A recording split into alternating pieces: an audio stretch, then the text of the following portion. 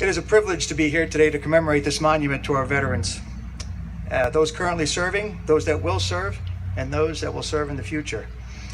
Ours is a long tradition of serving our country, going all the way back to the Revolutionary War.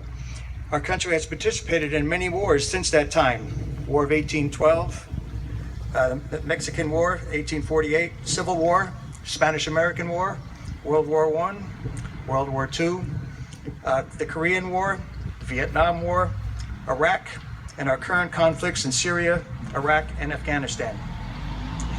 When our Uncle Sam called, men and women stepped forward to do whatever they were asked to do and to serve our country in time of peace and war. Some of us signed up voluntarily.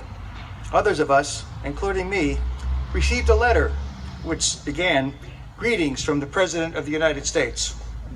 However we were called, we honored that call and we answered it. My father, Rocky, and father-in-law, John, shared with me some of the things they experienced during World War II.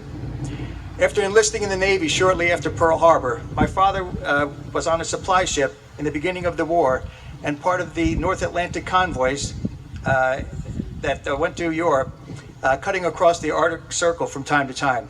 He has a kind of a diploma to prove that he actually did that. After VE Day, he spent the rest of his tour in the South Pacific.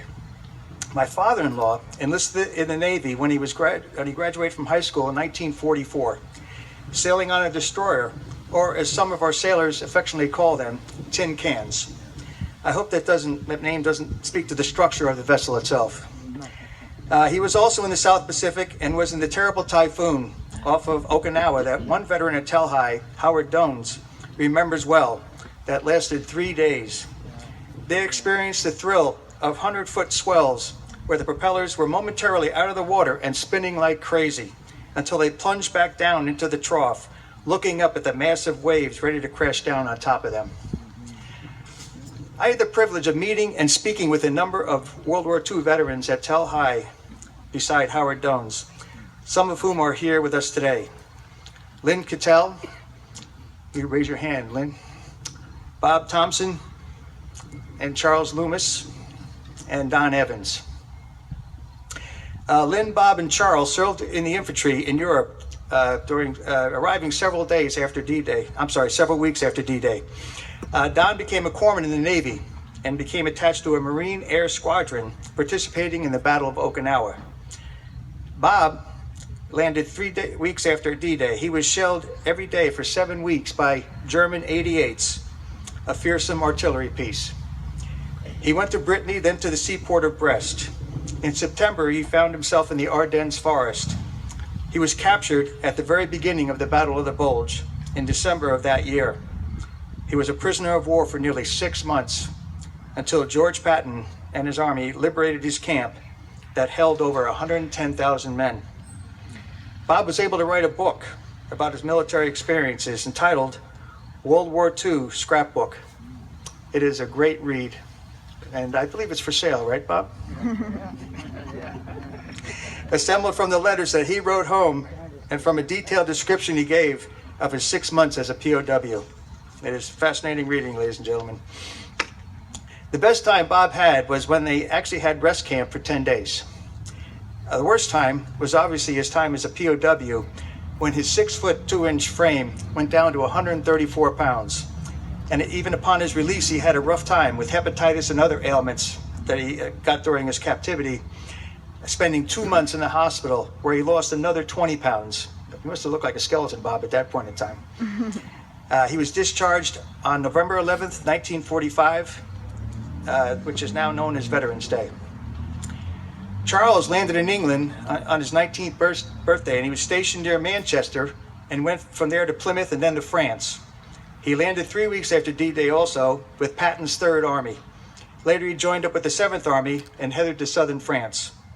When the Battle of the Bulge started, he was sent northward on the Allied counterattack that followed.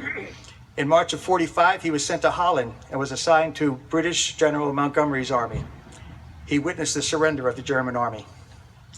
Out of his original outfit of 200 men, only 12 were left standing. The rest were either captured, killed, or wounded. After that, he was sent to Czechoslovakia after the war to oppose the Russian forces.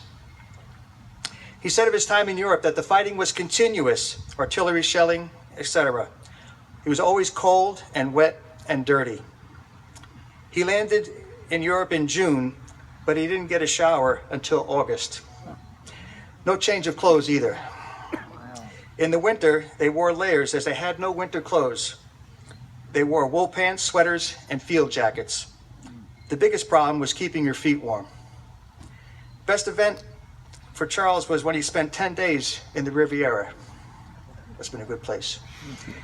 He was discharged in January of 1946. Don joined the Navy and became a corpsman, which is a medic to us laymen. After his training in hospitals, he was assigned to a fighter squadron, Corsair's F-6F Hellcats, single prop planes. He went to Miramar in California for training, then to Pearl, then convoyed across the Pacific for the invasion at Okinawa. The invasion started on April 2nd, 1945, Easter Sunday. He stayed in two-man caves that the Japanese had built. It was hot, buggy, and wet, and there wasn't much sleep gotten. The Japanese bombed them every night, shelling them from the hills above, so they had to sleep in foxholes the entire time. His job was to work in the sick bay to help the wounded and the sick, and he also treated the few Japanese prisoners that came in as well.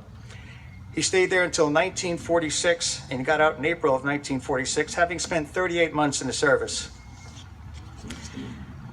Lynn came over on the Queen Elizabeth to England and fought in France and Germany. But part of his story he's going to tell you himself after I'm done. So we are assembled here today to pay honor to all those who have served, are serving, and will serve in our armed and maritime services. We dedicate this monument to the sacrifices of those who are separated from their loved ones, endure hardships, some unimaginable, and are called upon to perform their duties with dedication in the most difficult and trying of circumstances, some of whom have made the ultimate sacrifice. God bless our veterans, and God bless the United States of America. Thank you.